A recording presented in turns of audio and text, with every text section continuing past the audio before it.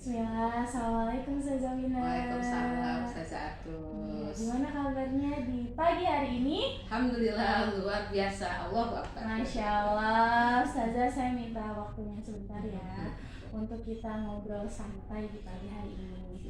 Nah, Ustazah Wina, kemarin kan Ustazah sudah mengikuti pelatihan classroom manajemennya. Nah, itu perasaannya seperti apa Ustazah? Perasaannya seperti Wonder Woman. Masya Allah. Perasaannya wonderful ya. Iya. Wonderful karena pelatihan kemarin itu sangat luar biasa menurut saya, berarti banget. Seperti jawaban atas doa-doa dan kesulitan selama ini gitu kan. Saya terus juga tahu saya kan di sini guru baru yang merasa kayak ketinggalan banget. Justru classroom management ini salah satu pelatihan yang ditunggu-tunggu gitu. Kemarin kan sudah ada ribut-ribut bukan ribut-ribut, info-info ya, sampingan gitu ya, sampai ada kita kebagian nih guru baru nggak gitu. Justru karena kita kan butuh gitu, harus seperti apa sih jadi wali kelas gitu. Dan alhamdulillahnya dapat pelatihan seperti itu gitu. Masya Allah, rasanya tuh kayak wonderful ya, wonderful banget. Iya, Masya Allah Ustazah.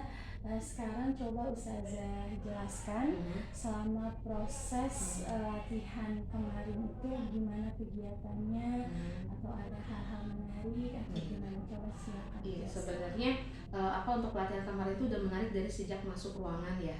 Sudah masuk ruangan itu saya tuh nggak terpaku hanya masuk gitu. Dilihat dari masuk tuh kok ada karpet sebelah situ, terus ini ada absensi di situ, kemudian ruang kelas sudah di kelompok-kelompok gitu ya, terus di belakang ada kursi yang menjejer. Itu tuh awalnya jadi pertanyaan, ini untuk apa sih tujuannya gitu. Kemudian makin kesini mengalami kegiatannya, jadi paham. Ternyata yang karpet itu dipakai pertama kali untuk kegiatan, bisa dipakai untuk kegiatan berkelompok kita ya. Diawali dengan kegiatan lempar tangkap bola gitu. Awalnya saya tuh mikir lempar tangkap bola itu kayak just a game gitu ya, cuma ngegame doang gitu. Ternyata ada makna di baliknya, dan itu yang benar-benar melekat gitu sampai sekarang ya. Main tangkap bola itu selain dari mengetahui bahwa kemampuan motorik halus dan kasar itu ternyata bukan hal yang sekedar teori, tapi memang bermanfaat atau bermanfaat ya, efeknya itu berkepanjangan sampai sekarang kita dewasa atau bahkan nanti tua gitu ya. Bagaimana kita melempar, bagaimana kita menangkap, itu bisa ketahuan. Kita sebagai orang dewasa udah tahu dulu kita tuh mendapatkan pelajaran motoriknya itu tuntas atau enggak gitu kan. Ustadz Jinan pun menegaskannya salah satunya di situ. Dan yang kedua, dari lempar tangkap bola itu yang saya pahami, kita tuh harus bisa membuat anak tuh fokus ke kita gitu ya. Jadi dengan cara bukan hai apa gitu, tapi dengan menyebut namanya gitu. Itu yang kedua. Kemudian dengan sering menyebut namanya juga, kita tuh lebih bisa approach kita sama anak tuh lebih lengket. Anak-anak tuh lebih antusias kalau kita suruh, nggak hanya sekedar kak sini dong, kan kayak oh iya gitu, kayak nggak ada kurang penghargaan mungkin gitu ya, padahal kan sekadar memanggil gitu. Tapi kalau misalnya Alika misalnya kayak gitu kan, rasa kok ustazah tahu nama saya gitu. Apalagi kalau misalnya kita tuh menyebut nama anak yang tidak kita ajarin gitu. Kayak saya nih bisa hafal nama anak kelas 9, anak kelas 9 itu jadi antusias gitu kalau saya panggil atau mintain tolong, seperti itu ustazah. Kemudian dilanjutkan dengan materi pertama kan kelas impian ya. Kelas impian saya juga waktu itu kasih itu kayak tes perasaan ya, testimoni. Di situ setelah mempelajari itu, ternyata yang selalu ada di otak saya, tuh pengen kelas tuh begini, boleh nggak sih gitu. Nah ternyata yang saya inginkan dari kelas saya itu ternyata bukan hal yang mustahil, bukan hal yang bodoh atau misalnya hal yang apaan sih gitu, tapi memang hal yang wajar, dan kalau itu baik kenapa enggak untuk realisasikan kayak gitu. Terus jadi lebih paham lagi fungsi kelas. Jadi saya kira fungsi kelas itu jangan terlalu nyaman gitu kan. Ternyata kelas tuh harus nyaman, bahkan harus homey gitu ya. Ada tempat buat lesehan atau gitunya. Awalnya saya lebih kaku, lebih untuk belajar, lebih gimana enak untuk baca, sekedar itu. Ternyata kelas itu juga untuk sarana anak-anak tuh lebih mengenal satu sama lain, mengenal dengan wali kelasnya. Intinya kayak rumah kedua lah ya, kemarin tuh kan ada yang bilang fungsi kelas tuh rumah kedua seperti itu. Lalu dilanjutkan dengan apa ya, materi-materi saya lupa ya urutannya itu, cuman yang saya lebih yang berkesan ke saya itu yang permainan peraturan, yang puzzle gitu ya. Sebelum itu kan kita main puzzle yang yang puzzle itu diacak-acak gitu, itu juga jadi ngasih insight baru buat saya. Oh iya ya, kalau misalnya nanti mau mulai pelajaran, kenapa enggak persepsinya seperti itu dibikin game gitu ya. Sekalian ice breaking, sekalian juga untuk menyampaikan materi pembelajaran pada hari itu gitu. Dan di situ alasannya untuk di puzzle-nya itu diacak-acak ya, dicampur, itu juga untuk melatih kita aware gitu dengan masalah gitu ya. Kok kenapa sih, kan kadang kita kalau masalah tuh hanya terpaku gitu aja di situ, dibulak-balik kok nggak ada solusinya gitu. Jadi di situ tuh kayak mengajarkan kita tuh harus berpikiran tuh luas kalau ada masalah tuh, sehingga kita bisa melihat oh ternyata solusinya ada di sana, solusinya di sana seperti itu. Tuh, dan di peraturan kelas juga saya baru benar-benar paham. Memang sih selama ini suka dengar nggak boleh pakai kata jangan atau tidak ya, tapi yang sekedar kayak ungkapan aja, katanya. Nah sekarang kan dari ahlinya, oh iya ternyata dalam buat peraturan itu tidak boleh ada punishment, karena di kelas saya tuh masih ditulis peraturan sama punishmentnya, itu ternyata tidak baik. Kemudian peraturan juga nggak boleh banyak-banyak, cukup merangkum 6 poin atau 5 poin seperti itu. Kemudian dari peraturan lanjut ke yang akhir tuh yang habit deh ya, gak apa-apa ya diringkas ya, lupa. Berakhir di yang habit, ternyata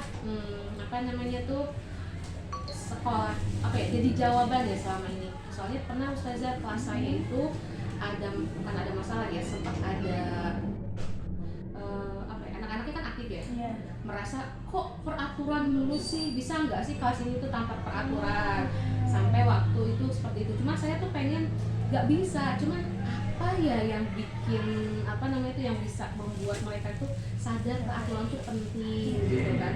Nah ternyata jawabannya itu dari peraturan itu kan membuat kebiasaan baru, meskipun itu dipaksakan dari awal, tapi nanti kebiasaan itu jadi makin biasa, akhirnya akan muncul suatu karakter. Nah jadi tujuan dari peraturan ini bukan untuk ngejudge atau membebani mereka, tapi untuk membentuk karakter mereka untuk lebih baik lagi seperti itu. Iya, Ustazah. Tadi kan dari beberapa materi ya yang sudah Ustazah sebutkan, tadi ada kelas impian, fungsi kelas, sampai tadi ke good habit, good karakter gitu ya Ustazah. Nah, materi apa sih yang sudah sukses dilaksanakan oleh Ustazah Wina di kelas? Yang sudah sukses, kalau belum sukses sih Ustazah ya, cuman lagi OTW gitu ya, lagi sedang dibiasakan. Yang pertama dari segi ini mungkin ya, emang nggak saya sampaikan sih barusan, cuman yang dari rangkaian itu yang saya ambil tuh yang ini menenangkan kelas dari peraturan mungkin ya, menenangkan kelas. Awalnya kan anak-anak ribut, jadi saya tuh kayak berlomba untuk suara wah gitu kan, biasanya kayak gitu ya. Sekarang tanpa effort apapun, bahkan di kelas yang selalu ramai sekalipun, cuma cukup angkat tangan dah gitu, jadi meminimalisir gitu ya. Jadi nanti pas puasa aman lah gitu ya. Pas puasa kan lumayan kan Ustazah ya, kalau bisa kayak gitu tuh bisa bisa mengurangi men-save energi itu yang sedang diusahakan, memang benar-benar terasa banget gitu. Kemudian yang sedang saya usahakan juga sekarang tuh cara menegur anak-anak. Saya tuh berusaha untuk tidak banyak nasihat, tapi seperti caranya kemarin tuh Ustadz Yusuf ya, yang panggilan cinta itu loh Ustazah, dengan ditanya lagi saat ada masalah, usahakan masalah itu terpecahkannya sama mereka ya, seperti halnya tadi pagi kejadian ya,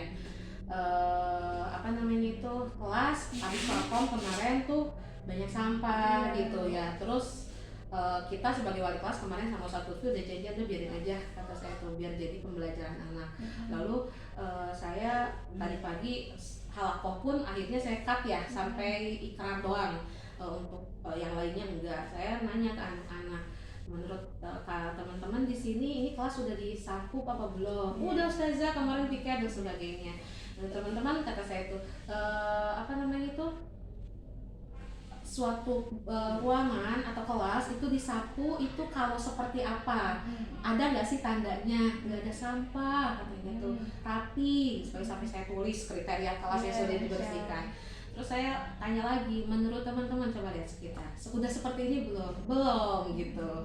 Dan akhirnya tadi 15 menit terakhir untuk halakoh tuh bagi kelompok, terus meminta mereka menentukan satu titik yang mau dibersihkan, menurut mereka belum bersih, belum beres, untuk dibereskan seperti itu. Meskipun bukan di poster ya, tadinya saya mau tujuannya kalau anak-anak kita bawa HP sih mungkin mereka foto terus bisa bikin di poster gitu ya, tapi karena enggak, jadi sistemnya laporan, sok laporkan mana yang mau dirapikan, saya lihat, setelah mereka rapikan dilaporkan lagi, nanti saya lihat lagi. Seperti itu.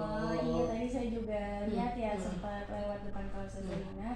Tadi Ustazah dengan anak-anak kayak bersama di rak sepatu ya. Kayak gitu.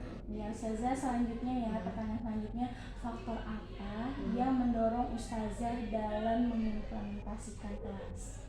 Dalam yang tadi, yang materi yang mau Ustazah perbaiki itu faktor-faktor yang mendorongnya untuk sehingga yang sudah sukses itu bisa terlaksana, faktor-faktor yang mendorongnya itu. Yang pengen saya itu kenapa melakukan itu gitu. Itu Ustazah itu kembali lagi ke menata hidup faktornya itu ingin jadi guru yang lebih baik, bukan hanya di sekolah tapi juga di rumah gitu. Dan kan guru yang baik itu yang bisa digugu dan ditiru gitu ya. Dan dari guru itu kemarin juga saya kan belajar bahwa guru itu adalah modal anak belajar. Kita itu memperkenalkan anak itu bukan bagaimana hasilnya, tapi bagaimana prosesnya. Nah, saya juga apa yang mendorong saya melakukan itu tuh pengen ngenalin ke anak-anak nih, beres tuh kayak gini loh. Nih yang namanya beres tuh seperti ini loh, dengan proses yang kita jalani sehari-hari. Jadi lebih ke sana sih tujuan saya tuh. Tadi Ustazah, faktor yang mendorongnya itu ini ya, mencontohkan gitu ya, yang baik, insya Allah nanti akan anak-anak mengikutinya. Iya, begitu ya. Nah, itu faktor yang mendorongnya, berusaha menjadi guru yang baik. Sekarang nilai diri Ustazah yang sudah berhasil dalam mengimplementasikannya tersebut dari kalau saya bisa saya nilai diri sendiri ya Ustazah ya. Kenapa saya bisa melakukan itu? Yang pertama tekad yang kuat sih Ustazah. Tekad yang kuat sama selalu stay on rule gitu ya. Jadi dengan tekad yang kuat, stay on rule, apa yang kita sudah cita-citakan, targetkan, insya Allah gitu bisa tercapai. Insya Allah nilai diri Ustazah itu ada tekad yang kuat dan stay on rule. Nah, tadi kan ada program-program yang sudah, materi-materi yang dari kelas manajemen itu yang sudah baik gitu ya di Ustazah, di kelas Ustazah. Nah, Masya Allah Ustazah Wina. Sekarang selanjutnya ke pertanyaan selanjutnya Ustazah, program-program apa yang perlu diperbaiki di kelas Ustazah? Yang pertama program tentang menjalankan piket, karena saat menjalankan piket itu anak-anak tuh hanya terpaku ngepel sama nyapu aja gitu. Kemudian yang pengen saya bikin juga prosedur masuk kelas Ustazah. Prosedur masuk kelasnya itu jadi masuk tuh harus ngabsen dulu, harus apanya gitu. Kadang anak kan jadi biar memudahkan sekretaris gitu untuk mengecek kehadiran. Sama prosedur ini mungkin ya tentang mengangkat tangan, bagaimana bertanya atau menjawab pertanyaan seperti itu. Itu aja sih yang modal awalnya dulu ya saya mau diperbaiki. Oke, ada 3 ya Ustazah, prosedur piket, prosedur masuk kelas, dan prosedur bertanya. Nah, mungkin saya tanyakan satu prosedur ya. Kendala dari prosedur piket itu apa? Tadi kendalanya itu karena masih kebersihan, standar kebersihan tiap anak masih berbeda-beda. Menurut ya dengan hanya sekadar sapu nggak dilihat lagi gitu kan. Kadang cara nyapu anak juga beda-beda bisa aja ya, cara ngepelnya juga beda-beda. Dan itu yang menurut saya kadang hari Senin bersih, ada ini yang piketnya, tapi yang lain biasa aja gitu, malah masih ada sampah di kolong bangku dan sebagainya. Nah, itu yang pengen saya kendalanya itu di situ. Kendalanya di situ. Apa masalahnya itu di situ Iya. gitu. Ada lagi saja kendalanya? Kendala untuk melakukan apa kendala? Kendala untuk melakukan sehingga program itu tuh masih Harus perlu diperbaiki. Oh ya, itu kendalanya karena masih ada standar kebersihan tiap anak berbeda, terus kelas masih kotor, itu Iya. aja sih saja. Nah sekarang setelah tadi ada kendalanya, nah solusi yang ingin Ustazah munculkan itu apa? Solusinya saya muncul itu bikin daftar checklist. Ya betul.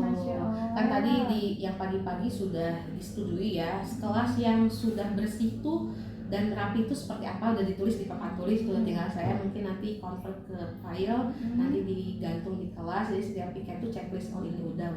Jadi setiap hari juga saya saat datang pas anak-anak lagi halakoh ya saya mungkin ngecek nge-QC-nya gitu, dikontrol lagi quality-nya, menurut mereka ini tuh udah nggak ada sampah, betul apa enggak kayak gitu.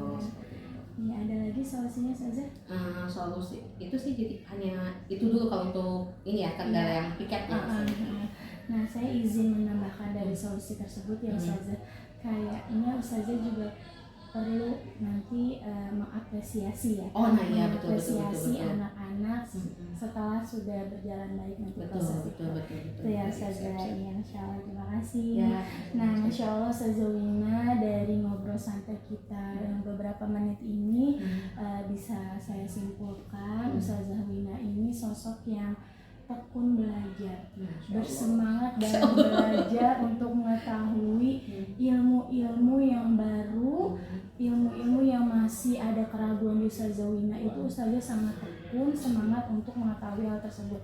Nah setelah itu Ustazah Wina akan menerapkannya langsung dan menjadi contoh untuk anak-anak. Seperti itu Ustazah Wina, Masya Allah, amin. Semoga Allah lancarkan, mudahkan, dan semua yang Ustazah inginkan di kelas dalam penerapannya itu bisa tercapai. Masya Allah. Terima kasih Ustazah Wina atas bantuan waktunya, ketersediaan waktunya. Terima kasih banyak ya, jazakillah. Semoga nanti kita bisa bertemu lagi di ngobrol selanjutnya. Assalamualaikum. Waalaikumsalam warahmatullahi wabarakatuh. Alhamdulillah.